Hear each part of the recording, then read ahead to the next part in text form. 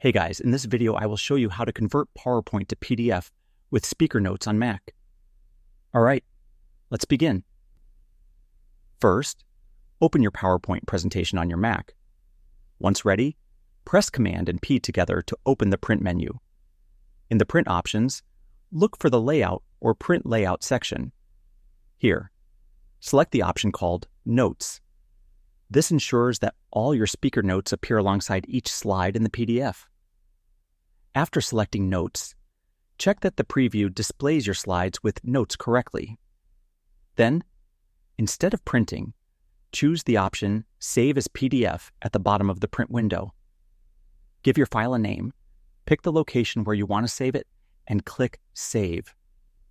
The system will create a PDF containing both your slides and the speaker notes.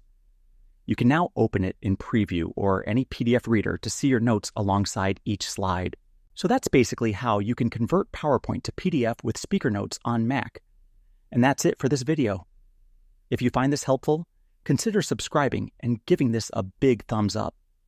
Thanks.